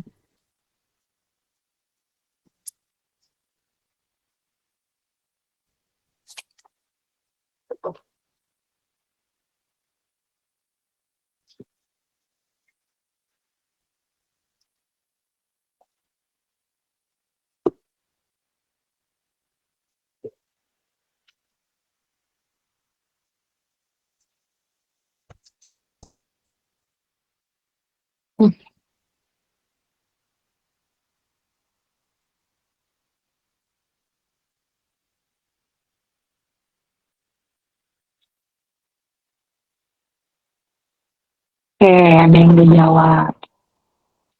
Nah, nice. Thank you Naila atas alasannya. Yes, jadi soal ini bener ya jawabannya simple banget teman-teman. Karena ini nggak ada hubungannya orang dikasih taunya di toko X, kenapa tiba-tiba soal yang ditanya toko Y? Ya udah nggak tahu, ya kan? Nah, tapi pembahasannya gini. Aku tadi bilang ini kan pakai silogisme ya. Silogisme itu tadi tuh yang peki-peki itu tuh. Jika berbelanja P, maka Q. P-nya itu berbelanja di toko X lebih dari 1 juta, right? Q-nya mendapatkan potongan harga 10%. Shula berbelanja di toko Y. Ini udah bukan P ini mah udah R. Jika R dan negasi Q, ini gimana nyari kesimpulannya nggak ada hubungannya. Maka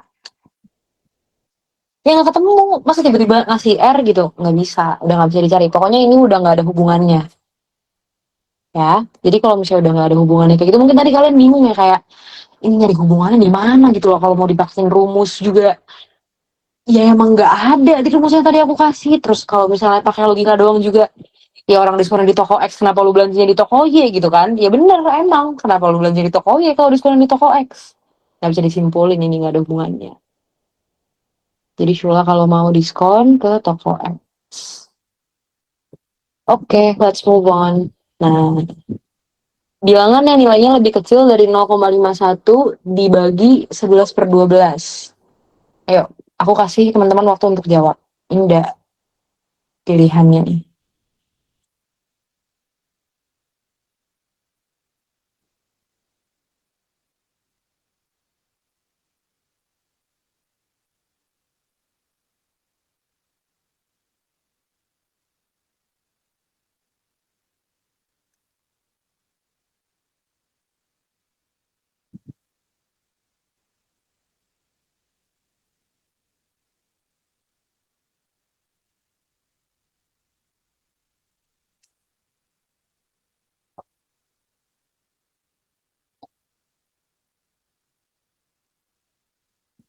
Oh, ada yang udah jawab.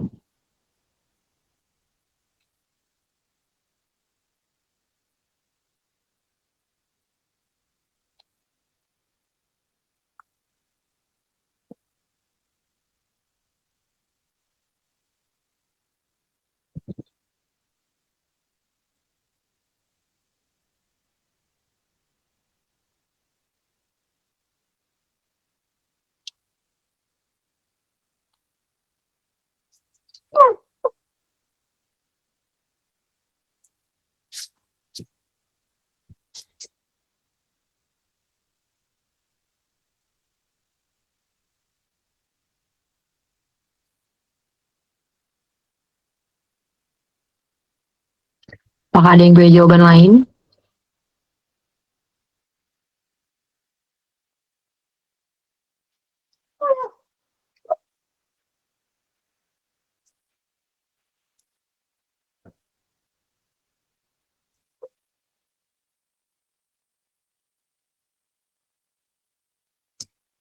Belum. Oh iya, nah ini contohnya gini. Naila jawab B, alasannya kan ini ya, karena pembaginya kecil, yang dibaginya paling besar gitu ya. Nah, kalau misalnya teman-teman misalnya punya jawaban lain atau teman-teman punya jawaban yang sama tapi dengan alasan yang berbeda, aku boleh tahu alasannya nggak? Karena untuk soal yang ini, kalau untuk soal yang ini ada cara pengerjaan yang makan waktu lebih lama, ada cara pengerjaan yang bisa aku bantu untuk simplify gitu. Jadi aku mau tahu nih cara pengerjaan kalian itu gimana. Jadi semisal nanti cara pengerjaan kalian ternyata bisa aku bantu sederhanain, aku bisa jelasin nanti begitu kita bahas. Nah ini kan Elliot jawab B, aku mau tahu dong kamu ngerjainnya gimana, pakai caranya gimana. Simpel aja ngejelasinnya, nggak apa-apa. Diapain gitu, nggak usah jelasin panjang, diapain kamu ngerjainnya.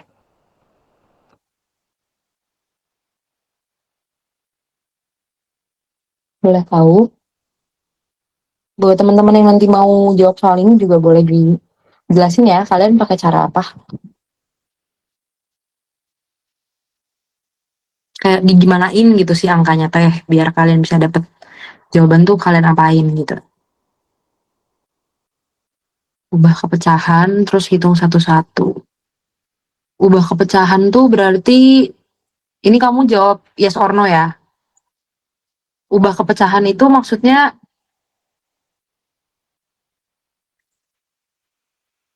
510, 51/100, 34/100, 17/100, baru kamu bagi 11/36, bagi 22/24, kayak gitu kah? Atau bukan? Oh, oke, kayak gitu. Oke. Terima kasih, Eliat. Apakah ada yang punya jawaban lain?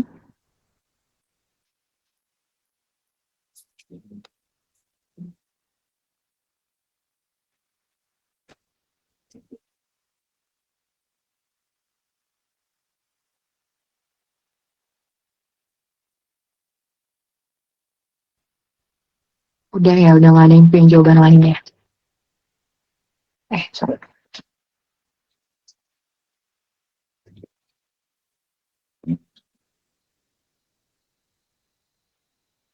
Oke, kalau gitu langsung aku bahas ya. Hmm,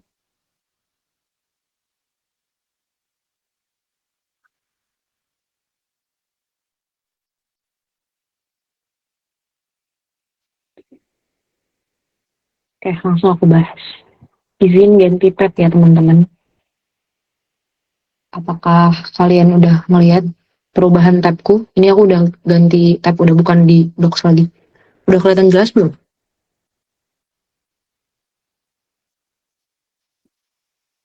Boleh tolong reaction ya, teman-teman, kalau perubahan tabnya udah aman. Ini aku udah ganti ke... Oh, oke. Terima kasih, Abi, ya, reactionnya. Terima kasih. Oke, kita bahas ya. Oke, tadi ada dua cara nih yang teman-teman kasih tahu ke aku. Kalian ngerjainnya pakai cara apa? Kalau dari Neila, caranya itu dia pure berarti ngelihat angkanya berapa gitu ya, berarti main logik gitu. Kayak pembaginya kecil, yang dibaginya paling besar. Secara logika iya, tapi nanti kalau misalnya kalian dan it's very nice btw, good job Naila, karena berarti kamu ini ya apa namanya, logiknya sangat jalan. Karena jujur kalau misalnya aku yang disuruh kayak pakai cara kamu, kayaknya nggak bisa deh, kayak eh gimana ya, kayak susah gitu. Tapi good job bisa menemukan pakai cara seperti itu.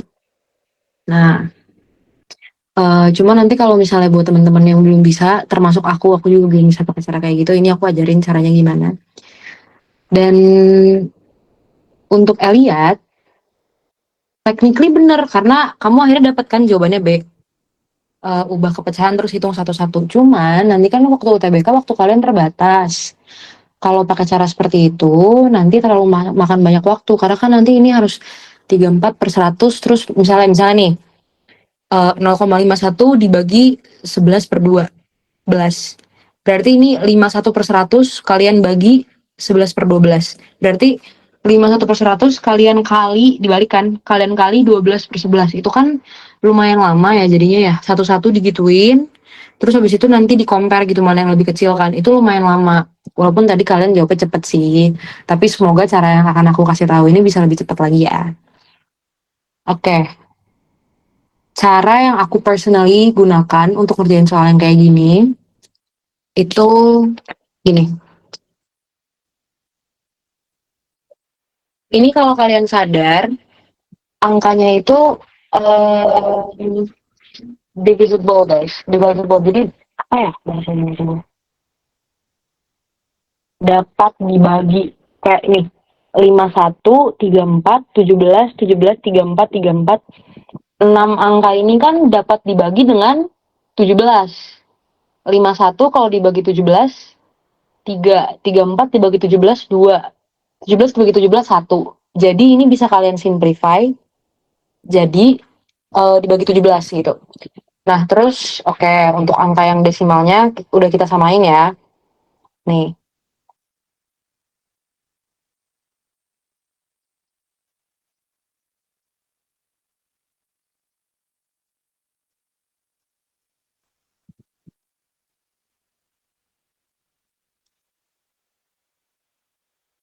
Ini satu, maaf ya, agak kurang bagus tulisannya. Tapi kalian paham lah ya. Dibagi 17. Ini hasil dari pembagian 17 ya, jangan lupa. 2. Nah, desimalnya udah. Sekarang pembilangnya 11. Yang lain pembilangnya berapa? Yang lain sama nih, pembilangnya juga bisa dibagi dengan satu angka, which is bisa dibagi dengan 11. Kalau gitu kita bagi 11 ya. Berarti kan ini 1, ini 1, ini 2, ini 1, ini 1, ini 2. Ini supaya nggak lama aku tutup satu angka aja ya. Nih, ini yang aku coret, kalian paham kan yang aku coret itu berarti itu tidak berlaku. Jadi angka yang kalian lihat itu angka yang tidak aku coret.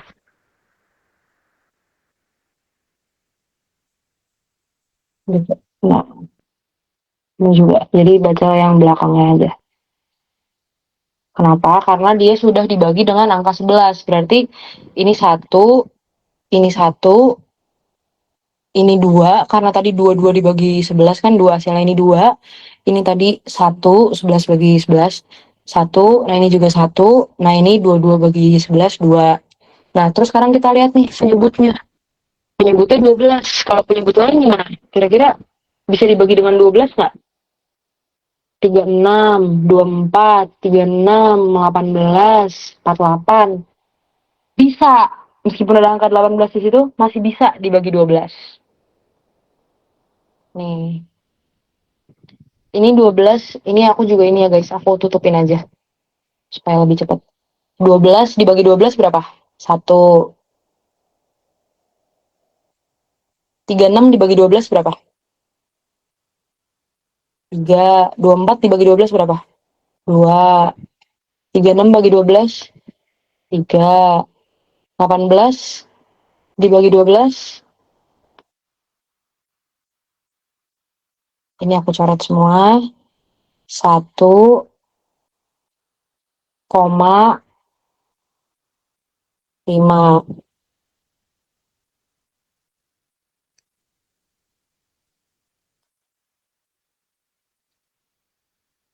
Oke. 48 dibagi 12, 4. Oke. Ini kalian bisa bacanya kan ya teman-teman, maaf ya kalau agak coret-coret gini. Oke, sekarang tinggal kita hitung aja. Kalau kayak gini kan udah gampang. Ini kan 3 dibagi 1/1. Berarti kalau dibalik 3 dikali 1/1 juga. Berarti ini hasilnya berapa? Hasilnya 3. Nah, bilangan yang nilainya lebih kecil dari 3. Ini kan 2 dibagi 1/3. Berarti dibalik kan 2 dikali 3/1. Ini aku switch ke sini berarti ya. Nih, tadi. Ini kan tadi udah ketemu nih.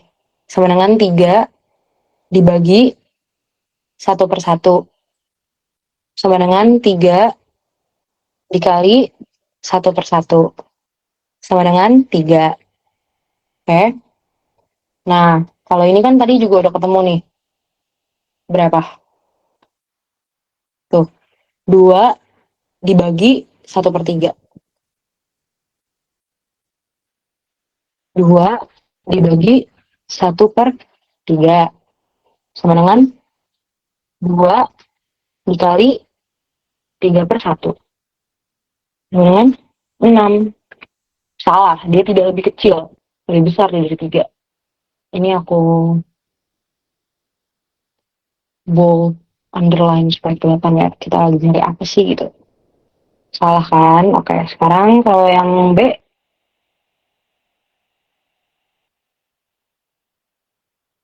ini kan 1 dibagi 2/2.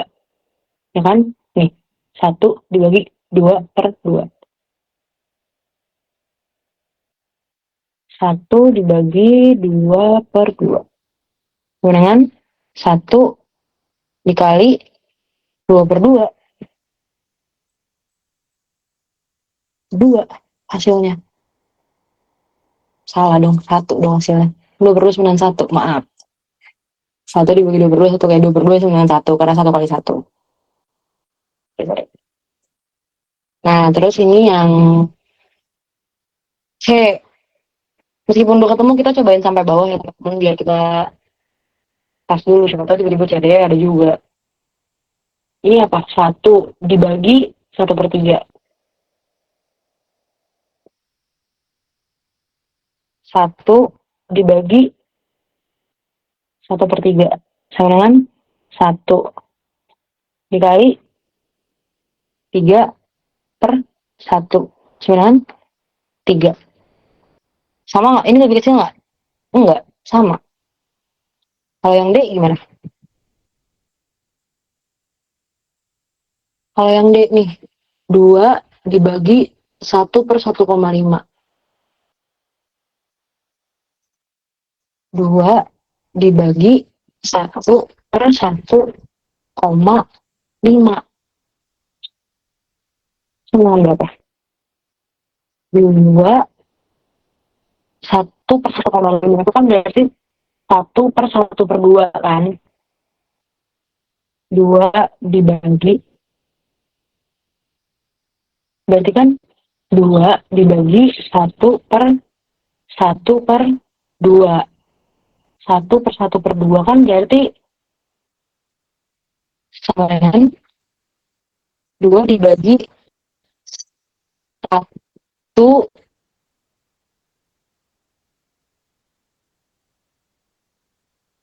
Wait, 1/1/2. 1/1 kali 2 dibagi 1/1. Kok hilang? 1/1 kali 2. 2 dibagi 1/1 kali 1/1 dikali 2 sama dengan 4. Aku misalnya itu nggak teman-teman, kalau aku respon itu nggak boleh ya. Supaya ini jawabannya udah ketemu. Tuh, salah. Oke. Kalau yang E ini terakhir. 2 dibagi 2/4. 2 dibagi 2/4. Sama dengan 2 dikali 4/2. Sama dengan 2 dikali 2/1. Sama dengan 2 kali 2, 4 gitu. Nah, 6, 1, 3, 4, 4. Mana yang lebih kecil dari 3? Mana yang B?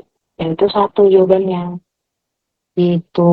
Jadi buat teman-teman yang tadi udah jawab B, congrats ya, itu jawabannya benar. Cuman ini aku ajarin cara lain supaya kalau misalnya ntar kalian dapat angka yang lebih tipis-tipis dari ini bedanya, yang nanti kayak susah ditebak-tebak, atau nanti susah untuk kalian jumlahin secara langsung gitu, yang kayak 34/100 gitu, caranya kayak gini. Karena angka-angka kayak gini itu pasti divisible kok.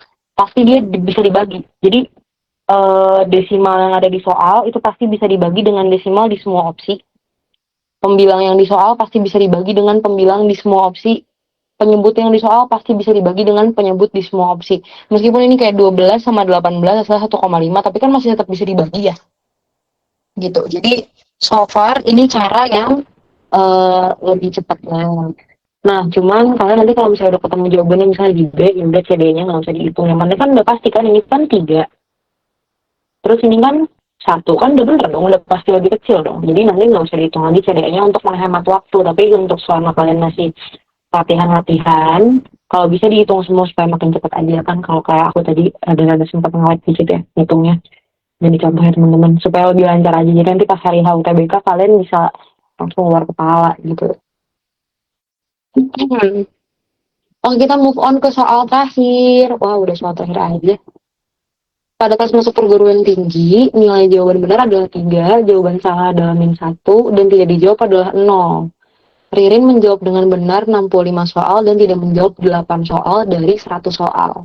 Total skornya Ririn berapa? Oke, silakan kerjain dulu teman-teman.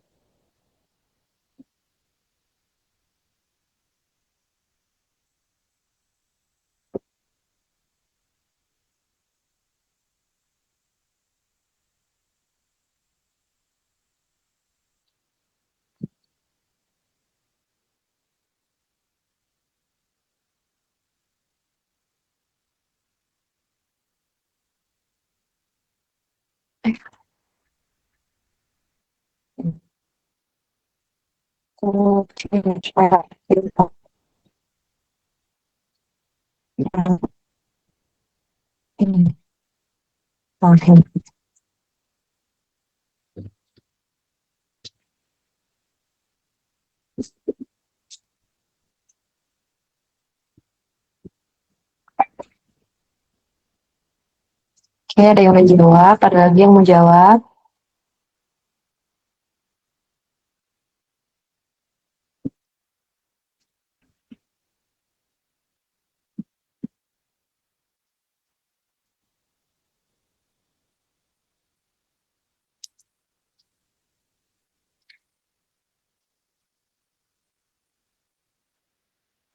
Oke, kita bahas ya.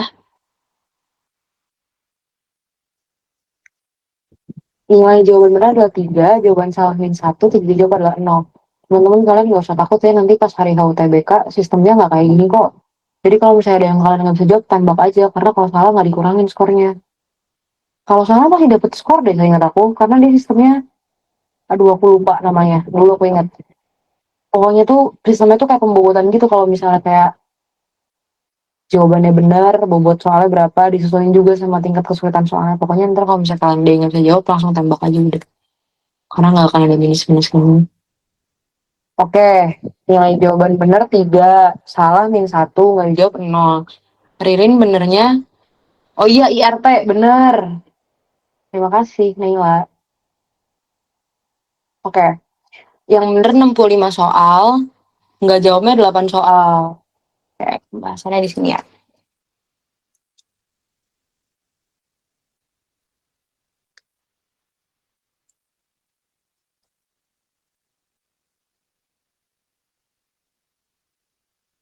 benar 65 kosong. Berapa kosong? Maksudnya tidak menjawab ya kosong itu. Ganti aja deh biar kalian yang jelas. Tidak menjawab 8. Terus salahnya kan kita ditanya berarti berapa? Salah sama dengan X, right? Kita harus cari dulu kan ini yang salahnya berapa supaya kita bisa calculate nih skornya si Ririn berapa. Oke, total soal kan 100. Itu kayak terlalu ini ya. Oke, total soal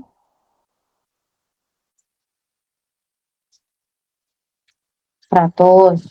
Berarti kan ini kan gampang aja ya cara nyari X itu sama dengan 100 dikurangi. Nice, thank you Abian. 65 ditambah 8. 100 kurang 65 tambah 8. Dengan tadi udah dijawab sama Abian.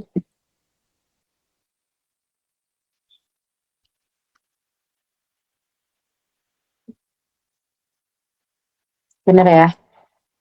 27. Berarti dia salahnya 27. Oke, sekarang yang kita calculate kan karena kalau tidak dijawab itu gak dapet skor, which is 0, dia nggak akan,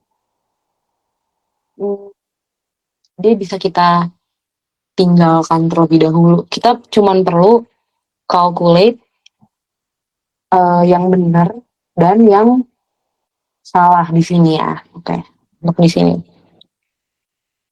Oke. Skor benar. Skor yang Ririn dapat untuk 65 jawaban dia yang benar, caranya gimana? Kalau satu soal benar, dapat berapa poin? 3. Nah, dia benernya 65, berarti 65 kali 3. 65 kali 3 adalah 195.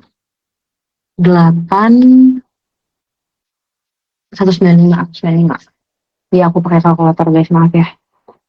195. Nah, skor salah. Skor salah sama dengan, ini salahnya berapa? 27 dikali minus 3. Salah. Minus 1 banyak banget, minus 3. Sama dengan skor salahnya berapa? 127 ya. Nah, kan kalau nggak ngerjain kan ya udah nggak dikalkulate sih. Gimana ya? Karena kalau nggak ngerjain dapatnya 0, ya udah. Yang penting adalah si tidak menjawab ini, si 8 ini nggak usah kita masukin ke equation udah, karena kan dia 0 kan. Jadi ya udah. Nah, bener hasilnya untuk cari skor keseluruhannya Ririn. Skor keseluruhan sama dengan 195 dikurang 27 sama dengan 168. 168 itu ada di opsi B. Nah, oke. Betul. Udah guys, sudah selesai 10 soal kita. Makasih ya teman-teman yang udah jawab. Oke, karena ini 10 soalnya udah selesai. Teman-teman ada nggak yang masih bingung di soal-soal sebelumnya gitu? Kayak misalnya tiba-tiba kita udah move on berapa soal, tapi tiba-tiba teman-teman keinget lagi kayak, Kak, kayaknya soal yang ini tadi aku tiba-tiba ada yang ngerti, atau kayak tadi sebenarnya mau nanya tapi nggak sempat keburu move on, kayak apakah masih ada yang mau ditanyakan? Soal nomor berapapun guys, aman. Kita ulang pembahasannya kalau misalnya teman-teman butuh, nggak apa-apa. Apakah ada yang butuh untuk dijelaskan ulang di soal nomor berapa?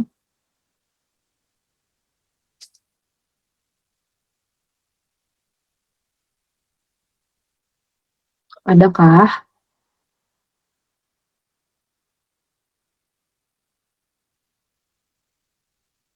Nggak ada ya?